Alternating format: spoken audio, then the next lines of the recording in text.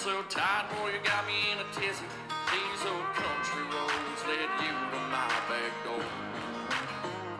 Life gets a little funny, laying on my tummy, cranking that hog till it gets a little chubby. Boy, the things that do leave me so goddamn sore. It's time to take this cowboy for a ride. So grab me by the balls, let's leave this country life behind. Will it take him out for a view of the city? Let him bust his nut all over my tits. From his hands up my thigh, man, he loves the way I moan.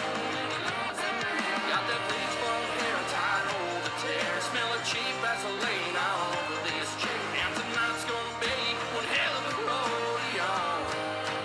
Let him stretch my hole.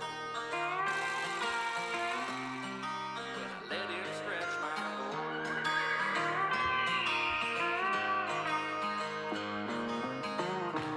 Ride me like a Chevy, you squirted on my belly. Smear a white trail spelling I love you. My cheeks never clap the way you get them to. Don't tell the missus I'm getting in your britches, cause this is just between you and me tonight. Your hard-working hands need an ass that fits just right, and that's mine. It's time to take this cowboy for a ride. So grab me by the balls, let's leave this country life behind. Will it take him out for a view of the city? Let him bust his nut all over my tits. From his hands up my thigh, man, he loves the way I moan. Got that bleach blonde hair tied over the tear. Smell of cheap Vaseline all over this chick. And tonight's gonna be one hell of a rodeo. Let him stretch my hole. Let him stretch my hole. Let him stretch my hole. Hello, and welcome to A Mo Story, a podcast where I cover different subjects and provide you with stories from my own life. I'm Joe Enos, a 48-year-old gay man, a brother to 7 siblings, an immigrant from the Azores Islands, a healthcare worker, a Seattle resident, and sometimes just a guy with a microphone ranting. This is episode number 25, titled, Oh, Those Damn Neighbors. And the intro song sounds like many people that I know's biography, mine included.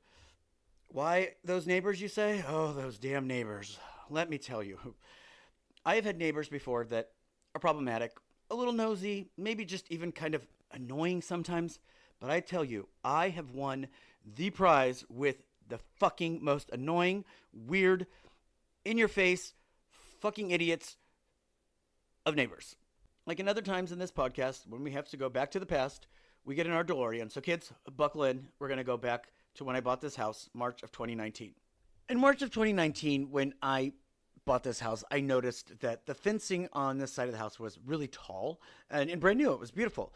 And so I was working on it because I wanted to change the direction of the boards. And the neighbor said to me, oh, yeah, we don't know why, but they put up that giant fence on our side so we couldn't, see much over. And I thought, well, that was kind of mean. Now I understand why. Also, they informed me that, they were supposed to all speak about replacing that fence, and they had reached out to them, but they weren't even aware that they were doing it, and they didn't know anything about it. And so because of that, the broken fence stayed on their side. Okay, remember that fact. So shortly after the fence working, things started to get a little weird. First was one day I had music on, and I was working on the fence, and the husband was walking around the backyard singing the song that I had on the radio, and it was a Janelle Monáe song, which was really kind of interesting. He then one day pulled up to the front of the house and took his son out of the car, and he said, oh, hey, we've been at Burien Pride. I'm like, Burien has a pride? It's a small town outside of Seattle. And he's like, yeah, it was just him and the son. I thought, okay, weird, but whatever.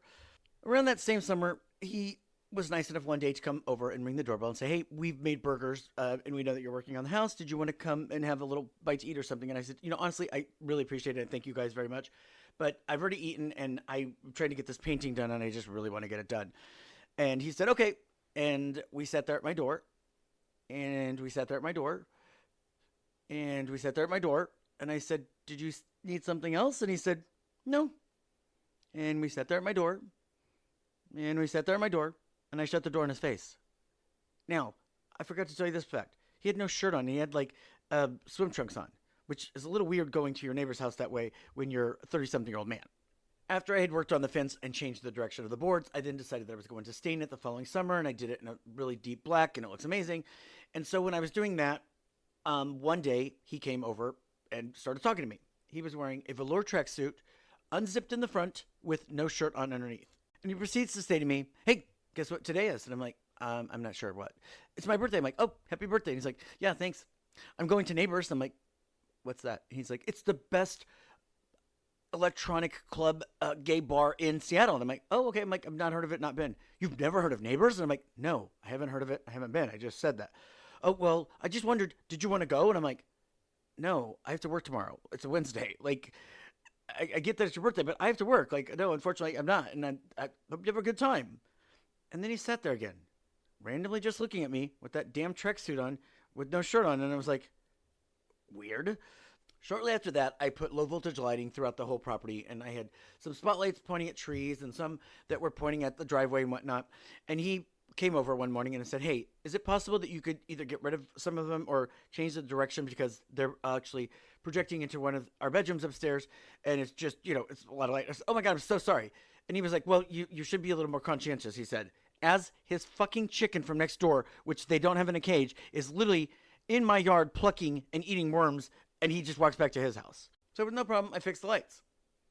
Another day, I came home from work, and his son and his son's friend were playing out on my mailbox, like on my mailbox. And the girl had like a SLR camera, and the son, which is their child, obviously, was like leaning and like posing on my mailbox. And I said, "What are you doing?" And he's like, "We're taking pictures." And I go, "On my mailbox?" "Yeah, we thought it'd be a cool place to take pictures." I'm like, "Go take pictures on your mailbox. How about that?" And like the kid just gave me a dirty look, and I was like, "Well, why are you on my mailbox of all things?" You know what I mean? And then from then on, for about a year, whenever I would go to get mail, I would have ants in my mailbox because somebody would conveniently put like a little piece of brownie or a cookie or something there to get ants in it. So I bought a new mailbox that locks from both sides and you can't get to it. More to come on that. Every year at Halloween, they have a really big party for their friends and neighbors and anybody. They invite a lot of people, and it's done in their backyard. And they have tents and they have different games and whatnot. And I'm all about having a party and enjoying yourselves and whatnot. But at 4 a.m., it's like on a Saturday, it's like, okay, this needs to wrap up. And these are adults. They probably should get home and not be acting as bad as they are in their backyard.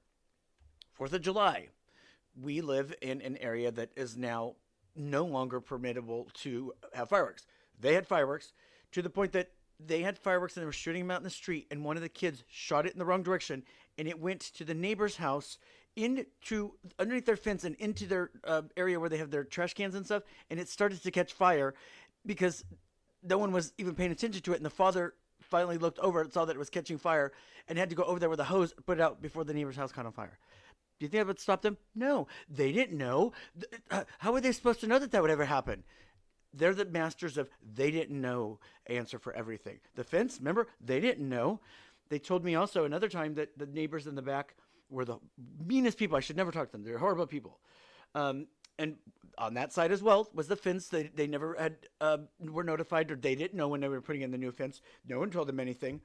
The other part is they once went to get chickens, and they ended up getting a rooster. And they didn't know it was a rooster, and they ended up having this rooster in the neighborhood, and the neighbors complained, and so the animal protection came and got him. They have family and friends that come to visit that think it's acceptable to park in my driveway and block my entrance into my own home. I've had to tell them more than once that that is not acceptable, and it's private property, and they should not be allowing their guests to even do that. They don't know. When I met them, I actually thought that they were it was something about them was kind of neat or unique, and I thought it was kind of cool with what they did. Whenever they would have discussions that they didn't want the kids to hear, they would have it on the back deck outside so the kids couldn't hear. I thought that was cool, really cool, so that way their kids wouldn't, if they were having an argument and whatnot and everything, until I realized that now I have to hear it all the time, which is so fucking annoying to me. It's like, don't you have anywhere else to do that? And the reason why I call them these neighbors. So when the pandemic happened and we here in Seattle were shut down in April 1st before everyone else in the U.S. was, they were off work. He works as an electrician assistant, and she works as a seamstress. And so they were off work, and so they decided to buy a used hot tub. So they get this hot tub. It's missing side panels. They put it in the backyard, and it's probably about, I don't know, maybe 15 feet away from my bedroom. So the first couple weeks they were in it, which was no big deal, and they were respectful and went to bed at a decent time. And then it turned into what I called COVID stew, which was they started having people over. And they would be up until 2 and 3 and 4 in the morning with this fucking hot tub and people in it and loud, and I could hear it in my bedroom. Now, remind you, I'm a healthcare worker. I did not get to stay home. I did not get to be paid to stay home. I had to go to work every day. So I couldn't figure out what I was going to do to solve this. I'm really not that interested in calling the police because I don't really want to have that kind of drama. And I just thought, you know what? We can solve this a little bit more civilly. So I decided to buy a megaphone. You know, the kind that the cheerleaders use? A megaphone that sounds like this. Yes, you hear it. So one night they were up until about 5 in the morning out in the hot tub. And they had people over, and they were all really, really loud. And I noticed that they went to bed about 5:30ish or so. So I decided to go upstairs to the upstairs bedroom, which is kind of almost in the direction of their bedroom, and do the following. We are the champions. We are the... oh, no, I should probably start over. Wait. We are the champions. We are... gosh, I'm not hitting that note right. I should probably do it again. We are the champions. We are the champions. No room for failure, 'cause we are the champions of the world. Followed by me cutting wood very slowly and agonizingly into the megaphone towards their bedroom. So shortly after that, he came out and kind of gave me a dirty look, and I said, "Good morning, neighbor. How are you? It's going to be a nice day today." But unfortunately, that didn't stop them. So next started showing up this car. I mean, probably a couple nights a week. It was this Ultima. And every time the Ultima was there, at about 3 in the morning, you'd hear, And I'm like, what the fuck? And then I realized, oh my God, they're swingers. And that's why he was always coming over with no shirt on. He was, always trying to see if I would want to do different things because they were trying to get me in their swing. No, thank you. A little side note. He kind of looks like a World War II Holocaust survivor after you see the footage of them getting them from, like Auschwitz, which is a horrible reference, but that's kind of what he looks like. And she looks like just a regular girl with a really round stomach. I actually one time thought she was pregnant, and I almost asked her, and thank God I didn't. So neither of them should really be swinging or even maybe like being naked and in a hot tub by my bedroom. So Ultima Girl now has been coming over nonstop, okay? And so one night, it was about 3:30 in the morning, and I heard moaning, and it woke me up, and I lost my fucking shit. I went to the back window where my bathroom is, which is almost right across from where their hot tub is, and I screamed, "It's fucking 4:30 in the morning! Do we think that the moaning could stop soon?" And it stopped, and then she never came back. But that didn't stop them. One day, I came home from work, and there was a truck parked across the street, and the guy kind of walked through my side yard to get to their backyard. And he was like, "Hey, how's it going?" I'm like, "All right." And I was just kind of like, that's weird. Next thing I know, I went upstairs to go do something, and I look out my back window, and I can see her and him in the hot tub, like, making out. I'm like, oh, good God. Then they had some, like, live-in Twinkosaurus / meth head for a while, for about a month, that was kind of staying with them, I'm guessing part of the swing, who knows. Then he disappeared. And for a while, it was quiet. There was no more people in the hot tub. They had, heeded my warning or me yelling or whatnot. But then as of recent, they're back to their swinging. And I'm guessing the MO is that they go to the bar, and about 1:30 in the morning, they bring people back, and you hear them talking. They're really loud, and they're drinking and whatnot. And then all of a sudden, you hear it get quiet, and then you hear moaning. Well, about 3 weekends ago, I heard this whole scenario, and I had actually fallen asleep, and I woke up to someone moaning, like fucking startled the shit out of me. And I went upstairs, and I looked out the window, and you could see some big fat dude fucking her. And it was like, oh God, in the hot tub. And I fucking lost my shit. I went to the window downstairs, and I'm like, it's fucking almost 5 in the morning. What time is the swinger party going to end? And I closed the window. It got quiet, but they didn't stop. But as of now, they haven't had anybody over. But it's getting to be even worse. So remember I said this hot tub was used? Well, now the fucking hot tub sounds like it's a fucking vibrator constantly on, like an electrical outlet. It's like a constant buzz. So I'm gonna have to talk to them about this fucking hot tub and possibly moving it. And if they don't heed my warning, I'm gonna file nuisance complaints against them because that fucking thing vibrates all night long, and you can hear it in my house when it's super quiet. About 6 months ago, I was here at the house and I decided I was gonna take a nap. And I heard somebody ring the doorbell, and I was like, oh fuck it, I'm not getting it. I'm taking a nap. And so I had gotten up and realized, oh, I fucking haven't gotten the mail in a long time. And so I went to go get my mail, and I noticed inside the mailbox there was this like little vial of something, like a liquid, like you would put like a vape thing, or like, I don't know, something that you would smoke. I had no idea what it really was. And there was a lint roller stuck inside my mailbox with a like piece of tape rolled on the end of it, as if someone was trying to get that little vial thing out of it. So I was like, huh. So I went back inside and I looked at the cameras. Well, it was their kid. He must have put something into my mailbox thinking he could hide it from them, and then he could get it out later. And he came to ring the doorbell to see if I would get it for him. I was like, yeah, right. So I took it, I stuck it in Lucy's dog shit, and I put it in the trash can. I'm like, yeah, if you want it, you can smoke it with the dog shit on it. Now, let me also paint a little bit more of a scene here. So they, during the pandemic, got a used hot tub. She bought a little Mitsubishi car that was a small four-door. It's like, looks like a kind of like a little Fiat four-door small car, and she got it in hot pink. Okay, the hubcaps have already fallen off of it, but on the side of their house, on the other side, not my side, there is a boat that doesn't work, a camper that doesn't work, another S10 little pickup that doesn't work, and they went and got a hot tub, new furniture, that new car during the pandemic with pandemic money, and they ended up qualifying for state assistance to get solar. And instead of doing anything else, they got a new roof and solar for their for the main house. The garage has the most waviest roof you've ever seen, to the point that it's about to fall over, and they have tarps over the top of it being held down by bricks because it's so fucking old and about to fall. So about the roof. So when they were getting their solar installed, they had to get a new roof because their roof had not been redone since the 1960s, according to what the guy told me. So I was home one day and they were working on the roof, and I was out doing a couple things in the yard, and I saw that the owner of the roofing company had a brand new like F350 pickup. I mean, gorgeous pickup. And they were throwing like shingles everywhere. And I said, hey, dude, I'm like, put your pickup in my driveway. And he goes, no, it's all right. And I'm like, no, come on, put your pickup in my driveway. He goes, are you sure? And I go, yeah. I go, that's a brand new, beautiful pickup. I'm like, put it in my driveway. I don't mind, honestly. And he's like, well, thanks, man. And then I went and got water and gave them to the roofers because it was a hot day, and they were nice guys. We were joking about the roof and just kind of, chewing the shit and just talking like normal guys. Well, about 3 days later, the roof stopped. And I was like, that's weird. Why did the roof stop? I'm like, oh, I wonder if they didn't pay or something. Interesting. So one night at like 10 o'clock at night, I'm installing a new TV on my wall and whatnot, and I just hear this bop, bop, bop, bop. I'm like, what the fuck was that? And I go outside and I look, and there's a sheriff out there, and someone had driven by and shot his car. Like literally 3 gunshots right to his car. Now, his car usually is parked in front of my mailbox, and they didn't miss one fucking bullet. And I said, well, that's what happens when you're nice to the people who do all of the construction work and you let them park their truck in your driveway.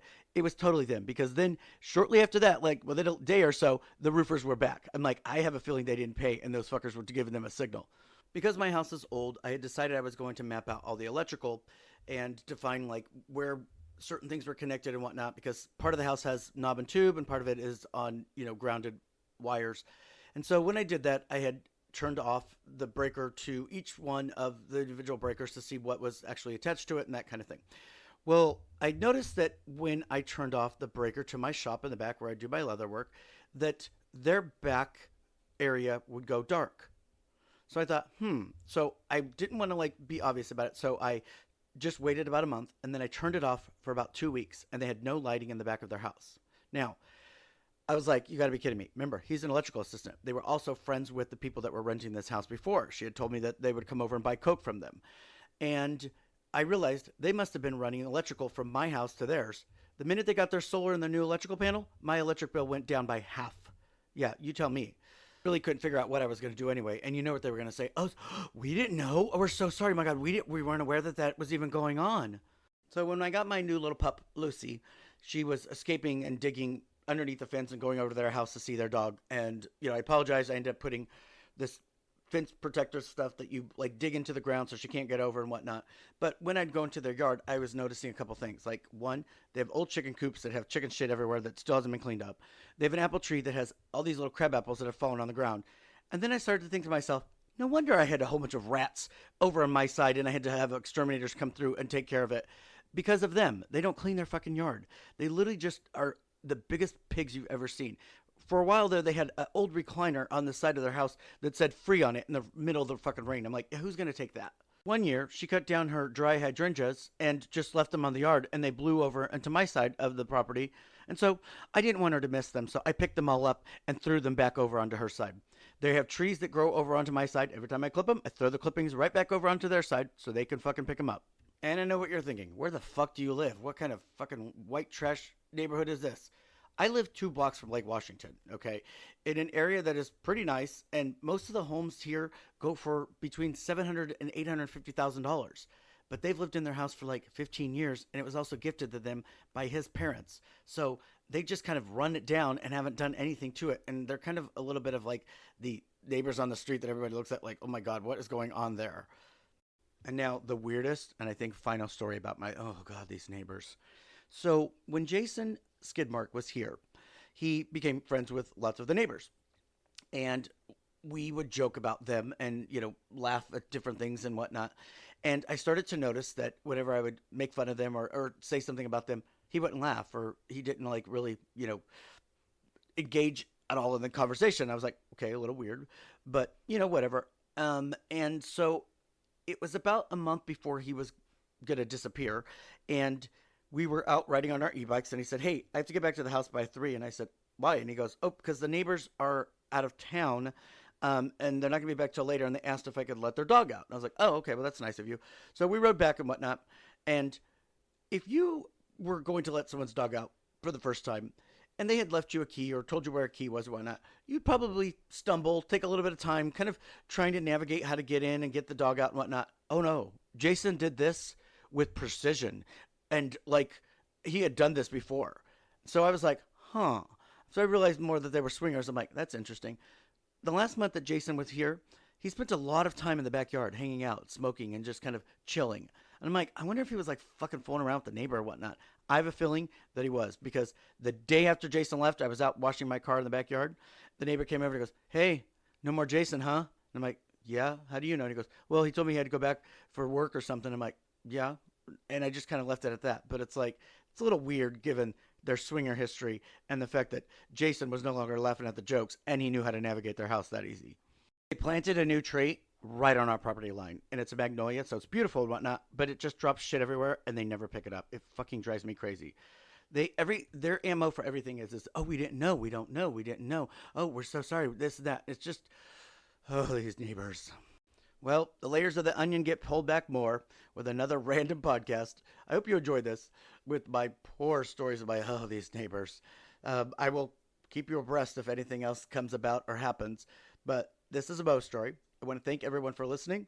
Remember, tell your friends, write a review, subscribe, and I hope that you have a fabulous week and look forward to another episode coming soon.